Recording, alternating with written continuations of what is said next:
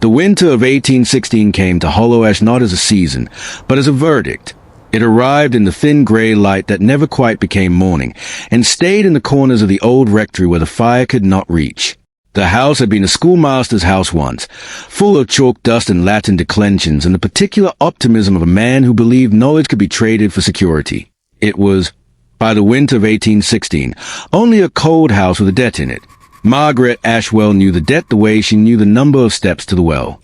She had kept her father's account since she was 15, in a neat, economical hand, and had watched the sum grow the way one watches a brew spread, slowly and then all at once. Her father, Mr. Josiah Ashwell, had been a schoolmaster 40 years, and a poor judge of men perhaps 4 times in his life, but one of those 4 times had cost him everything. He had stood surety for a friend's venture in Bristol shipping, and the friend had drowned with the ship, and the debt had come ashore alone and found Josiah Ashwell waiting for it with nothing but his good name. The man who now held that debt was Mr. Aldous Crane, and he came to the rectory once a fortnight, always at 4, always asking for tea he did not finish. "You keep a tidy house, Miss Ashwell," he said that particular afternoon, turning his cup a quarter turn in its saucer without drinking. "On very little. A rare talent in a woman." "You are kind to say so, Mr. Crane." "I am not kind." He smiled to prove it was a joke, and did not smile with his eyes to prove it was not. "I am patient. There is a difference, and a clever woman knows it." Margaret's father sat with his hands folded on his knees, looking at the unlit grate, because it was saving the coal.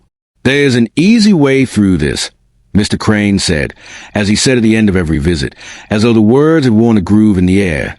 "Say it back to me, so I know it was heard." She made her voice flat and clear. "You would forgive my father's bond if I married you." "I would settle it," he corrected, gently, the way a man corrects a pupil he is fond of. "Forgiveness is for churches. That is not nothing, Miss Ashwell." He did not touch her. He never touched her.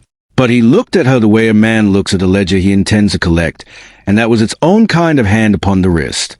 When he had gone, her father put his face in his hands. "I am sorry, Margaret." "There is nothing to be sorry for, Papa." There was. Saying so would have cost him more than he had left. "Drink your tea. It is still warm." He did not drink it. She had, by her own reckoning, 11 days before the quarter's interest fell due. 11 days before Mr. Crane's patience, which he wore like a coat he could remove at will, came off entirely. It was into the middle of those 11 days that the letter arrived. It came with a plain seal and a Yorkshire postmark, from a Mrs. Pruitt, housekeeper to Her Grace the Dowager Duchess of Ravensmoor, of a house called Fenwold. The dowager required a young woman to instruct the tenant children in their letters, the situation residential, the wage modest but certain. Margaret read it 3 times at the garden gate before she let herself believe it. Not a fortune, not enough to clear £700 of manufactured debt, but a wage, and 3 counties north of Mr. Crane, and time, which was the one thing she did not have enough of at Hollow Ash. She wrote back that she would come, packed 3 gowns in her mother's sewing box, and told her father over their thin breakfast. He wept, was glad, was frightened, and then, being a good man beneath his failures, was glad again for her sake. "You were always the cleverer of my 2 scholars," he said. "I never told you that plainly. A man thinks there will be time." "There is time," she said, and did not believe it, and said it anyway, because that too was a kind of mercy. She left on a grey Tuesday and did not look back until Hollow Ash had gone small in the window and become only weather. Fenwold stood at the head of a valley in stone the colour of old iron, with a beck running loud beneath it. The east wing's windows were shuttered from within. Not curtained, shuttered, as one shutters a room that will not be entered again in the natural life of the one who closed it. "That's a nursery wing, miss," said the groom, a quiet young man named Piers, following her gaze without being asked. "Shut before I come. Mind you don't ask after it below stays. Mrs. Pruitt don't care for the asking." Mrs. Pruitt herself met her in the hall, spare, upright, 60 years old, with the tired watchfulness of a servant who has kept the house running long after anyone above stairs troubled to notice. She looked Margaret over once, and something in her face eased. "Plainer dress than I feared. Both to the good. This is not a house for finery. Come, Her Grace will see you directly." The Dowager Duchess received her by the only lit fire in that great cold house. She was small and very old, a face like a good walnut, eyes that had not softened but only sharpened. "You have a schoolmaster's hands," she said without preamble. "Good. I am tired of soft ones. There are 11 and 30 children on this estate who cannot read their own names. That is a sin, and it is mine. Can you mend it? I can teach a child its letters, Your Grace. I cannot promise every mother will send Hayes to learn them. The mothers will send them because I will tell them to." The dowager's voice lowered. "Now, the one thing you must never do in this house. You will hear that my grandson is cold, that the house sleeps because he has willed it so. You will not repeat what you hear, and you will not pity him. It is the one thing in this world he cannot bear. Do you understand?" "No, Your Grace," Margaret said honestly, "but I will do as you ask." She learned the house slowly, the way one learns a person who will not speak of himself. It was 2 houses laid one within the other, the living house of kitchen and morning room, and the dead house of the shuttered east wing, kept dustless by Mrs. Pruitt out of loyalty she could not explain and never entered. And she learned, from a young housemaid named Nell who could not help herself, the matter of a lamp. "Every evening at 8, Miss," Nell whispered over the mending, "Simmons carries a lamp up to nursery landing, not inside. Mind, just a landing. Sets it lit on the little table there, and it burns the whole night through. 6 years, Miss, every single night, rain or shine, whether His Grace is home or away." "For whom?" Margaret asked, though she half knew already that she did not yet have words for the answer. "They do say it's for a ghost, that His Grace lights it so a lost soul won't be frightened of the dark." Nell shivered, delighted and uneasy at once. "And if you go up past it after dark, you'll hear." "Thread your needle, Nell," Margaret said gently, and thought of little else for several nights after. A man who ordered a lamp lit at a locked door every evening of his life, at the same exact hour, was a man whose house had stopped at some particular hour on some particular evening, and had not yet learned to go on. She told herself it was none of her concern. She had a father 3 counties south, and a debt that would not stop being due merely because she had run from the sight of it. Still, the house would not let her set the lamp aside. The school began on a Monday in the morning room, with 5 children upon slates. One would not learn. His name was Sam, 7 years old, a shepherd's boy who fought his letters until, one grey morning in the 3rd week, he flung his horn book across the room and declared he hated it, hated her, and the room went silent to see what the grown person would do, for that is the only lesson children ever truly attend to. Margaret did not raise her voice. She sat beside the boy, not above him. "I threw mine into a mill race once," she told the room, "but really him. My father waded in after it in his good coat, dried it by the fire, and set it back before me. He said, 'It is not the letter's fault it is hard, and it is not your fault either. Hard things only take longer, and I have nothing in this world but time to give you.'" She set the horn book down between them and waited. After a while the boy touched its corner with one grubby finger, and that was enough, and the lesson went quietly on. She did not know the passage door stood ajar. She did not know a man had stopped there as though struck, one hand flat against the wall, and stood through the whole of it unbreathing. She only found, an hour later, a dust sheet in the passage disturbed, as though someone had sat down suddenly because his legs had stopped serving him. It was a grey hour before 8, 4 days later, when she met him properly for the first time. The door opened on a man who had not expected her, any more than she had expected him. Tall, dark-clothed, younger than the shuttered house had led her to imagine, with a particular flat exhaustion of one who does not sleep and has long since stopped expecting to. "You are the teacher my grandmother sent for," he said. "You threw a horn book into a mill race." "You heard that, Your Grace. I hear a great many things in this house that no one imagines I hear." A servant set a tray at the fireplace, a pot, 1 cup. He did not touch it. "You had better go to your breakfast, Miss Ashwell. This hour is not a good one to keep me company in." She went, but at the door she stopped. "Your Grace, shall I have the fire built up in here before 8? It is a cold hour to sit in with none." Something in his exhausted face broke, just at the corners of his eyes. "You may," he said, unsteady on the 2 words. "Yes, you may." The house began, very slowly, to move. The lamp still burned each night. The cup still sat cold each morning. But the Duke came now, some grey mornings, and let her stay, and once asked, lo, whether the shepherd boy had made his letters yet. Not yet, your grace. He confuses his B and his D. They face each other like two people who will not sit in the same room. It shames him.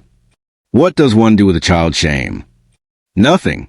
You can only sit near it and not go away until they stop believing the thing shame told them, that if you truly knew them, you would leave. He was quiet a long while, and if the person did leave, he said at last, very low, once, when it mattered most. What then? Then that person has a great deal of staying left to do, she said gently, to make up for the once. He did not answer, but the next day he had drawn the second chair a little nearer the fire, so she need not sit in the cold. Neither of them remarked on it. It was Sam who broke the last of the ice, though he never knew it. One grey Tuesday his letters simply came right, and he cried out in triumph to the whole room, to the fire, the window, the tall silent man now often in the corner at that hour. Margaret glanced once toward him. The Duke's face was wet. He did not wipe it. She looked away and let it be. The next morning there was an old horn book on the schoolroom bench, its alphabet worn nearly to shadow. He had brought it down himself. It has been in a drawer 6 years, he said, roughly. It ought not to be. Someone once told me a thing should be used until it is gone entirely, rather than kept whole in the dark. I did not understand it then. I will use it until it is gone entirely, Margaret said. I promise you that. I know you will. That is why I have brought it to you, and to no one else. And he went. Before she could answer, she had, by then, 6 days left before Mr. Crane's date came due, and had told no one at Fenwold of it. She did not know that she had already run out of time to keep it hidden. The carriage came up the drive on a wet Thursday afternoon, unannounced. A plain black conveyance she recognized before she recognized the crest was absent from it entirely, which told her everything. For Mr. Crane travelled always without arms upon his door, the better to seem a gentleman of business rather than what he was. She was crossing the forecourt with a basket of the children's slates when the carriage door opened and Mr. Aldous Crane stepped down into the mud, smiling the smile that was and was not a joke. Miss Ashwell, he said, pleasantly, as though they stood still in her father's cold parlour. You gave me a merry chase. A housekeeper's cousin in Bristol let slip a Yorkshire direction, and here I am. I confess I did not look for quite so grand a roof over your head. It rather changes my arithmetic. The basket slipped from her hands. Slates cracked upon the gravel. You have no business here, sir, she managed. I have £700 of business, Miss Ashwell, and it does not expire merely because you have crossed 3 counties to avoid the paying of it. He glanced up at the great grey front of Fenwold with open, calculating interest. A duke's roof. How very convenient a debtor's daughter has landed. I wonder what a duke's household would make of harbouring a fugitive from her own father's creditors. I wonder what he would make of it. Say what you have come to say and go. I have come to collect what is owed me in 6 days as agreed, or I have come to collect you, which I am assured settle precisely the same account. I find I do not much mind which. He smiled wider. 6 days, Miss Ashwell. I shall return.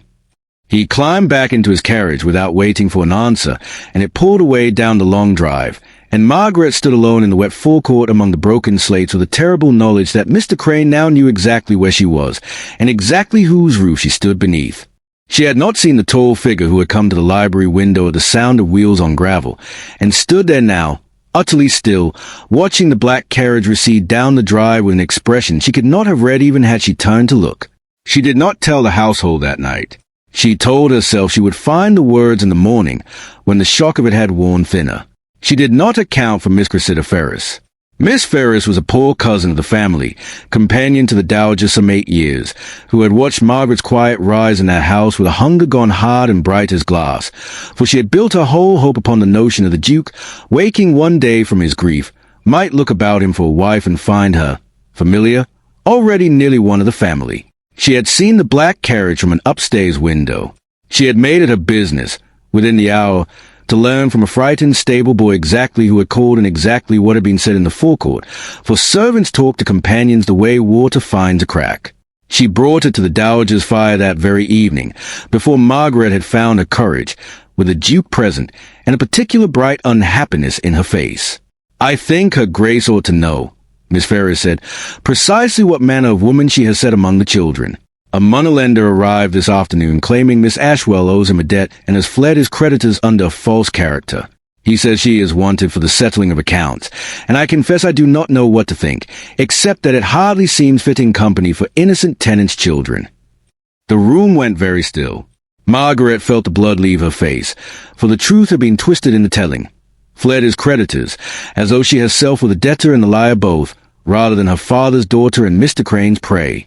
"That is not the whole truth of it," Margaret said, her voice not quite steady for the first time in a long while. "Then tell us the whole of it," the dowager said, not unkindly, but with a flat expectation of a woman who has run out of patience for half-truths in her own house. So Margaret told them. The friend drowned at sea, the bond come home, the manufactured interest, the offer of the ring is an easy way through, the 6 days, now shortened to 5, standing between her father and ruin. She told it plainly, in the level voice she had trained for exactly such a telling. The Duke had not spoken through the whole of it. When she came to Mr. Crane's arrival that very afternoon, to his standing in the forecourt naming Fenwold's name aloud, to his promise to return, she heard the Duke move, a small sharp closing of his hand upon the arm of his chair. "You did not think to tell me a man had come to my own forecourt to threaten a woman under my roof." His voice was very quiet and very cold, and Margaret could not tell, in that terrible moment, whether the coldness was for Mr. Crane or for her own silence. "I did not wish to be a trouble to this house, Your Grace," she said. "I have caused trouble enough merely by being found." 5 days, the dowager said into the fire, in a strange voice. "And she ran 3 counties rather than take the ring, and told no one when the wolf found the door regardless, for fear of being a burden. Do you hear that, Gideon?" The Duke rose abruptly.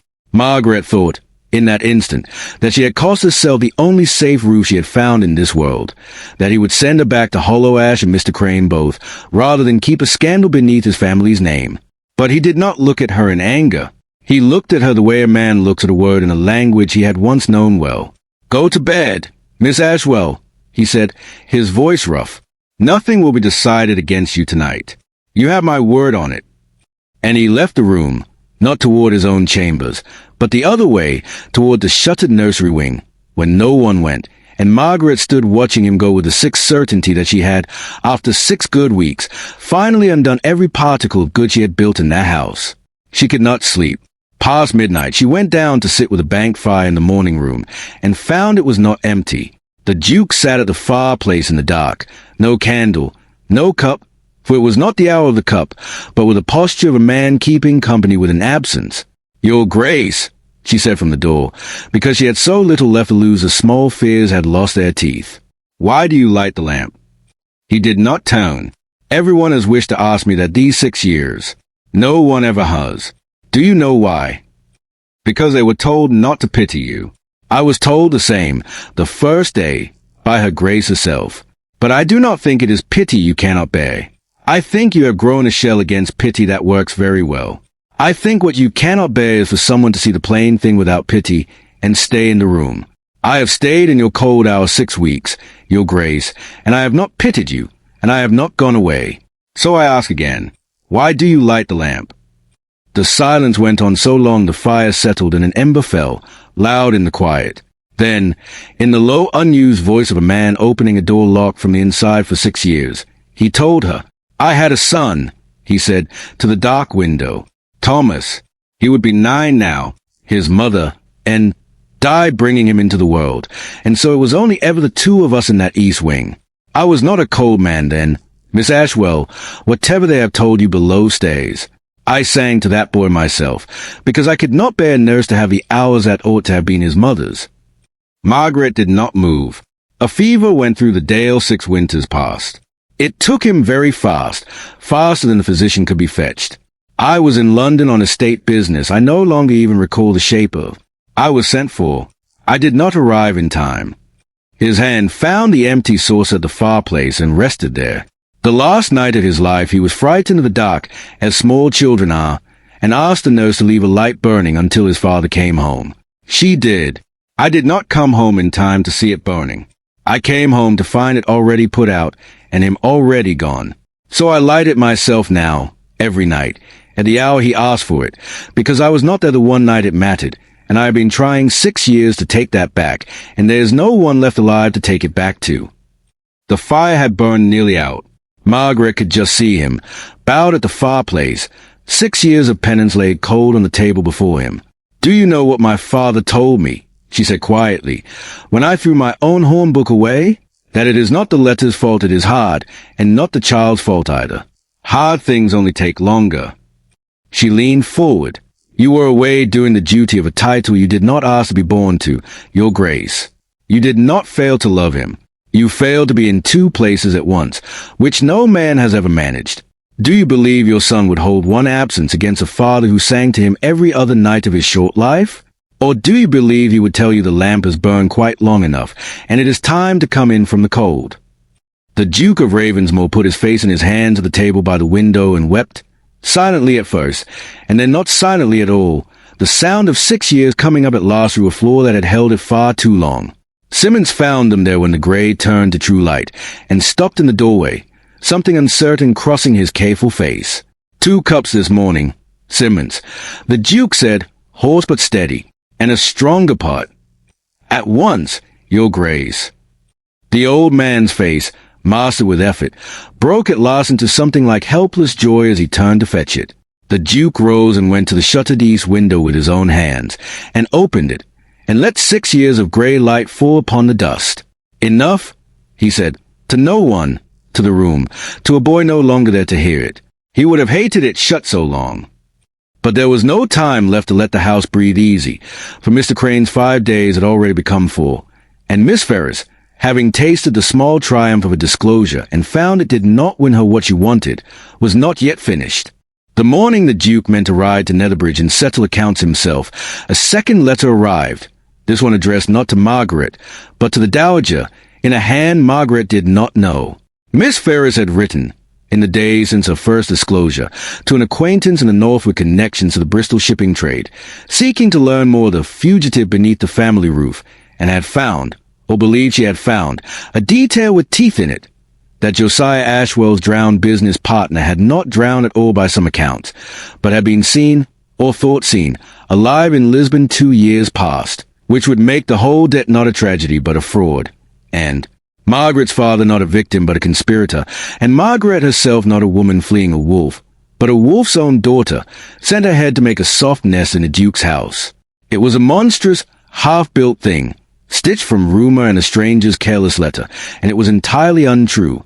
But it arrived at the Dowager's breakfast table the very morning the Duke rode for Netherbridge to settle Margaret's father's true and honest £300 debt in open court, and it named Margaret, in careful poisonous language, a woman who could not be trusted with the truth of her own father's ruin, let alone with a Duke's household, or a Duke's heart.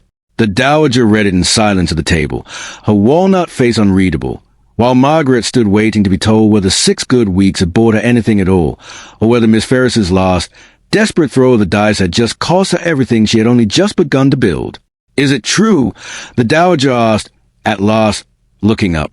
"Tell me plainly, Miss Ashwell, for I am too old and too near the end of patience to be managed gently. Is your father a fraud, or is he a fool who trusted the wrong man and paid for it with everything he owned?"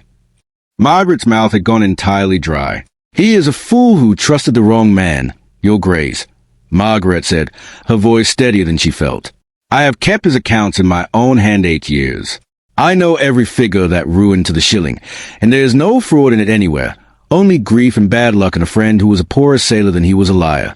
If your correspondent believes otherwise, then your correspondent has been misled by a rumor grown 3 sizes larger than the truth in the travelling, which happens easily enough when the truth must cross the length of England to reach an eager A." The Dowager studied her a long moment. Then, to Margaret's astonishment, she folded the letter once and set it beneath her teacup, where it would not blow about. "I have lived 83 years, girl, and I have learned to tell the shape of a lie from the shape of the truth by the sound it makes coming out of a frightened person's mouth. Yours does not rattle. Hers does." She looked, without turning her head, toward Miss Ferris, who had gone very white in her chair. "We shall discuss your correspondence at length later, Cressida." But there was no time to discuss it that morning at all, for a rider came up the drive at speed within the hour, hatless, breathless, from Netherbridge, and the word he brought was that the Duke's own carriage had overturned on the flooded low road 3 miles short of the town, the near wheel gone into the beck where the bridge had washed half away in the night's rain, and that his Grace was hurt, and had not yet been got clear of the water when the rider left to fetch help. Margaret was already reaching for her cloak before the Dowager had finished rising from her chair. If you don't want to miss new stories, please subscribe to the channel. They found the carriage canted hard against the beck's bank, one wheel shattered, the coachman nursing a broken arm on the wet grass, and the Duke himself pinned at the knee beneath the fallen door where the current had wedged it, the water rising past his waist and climbing.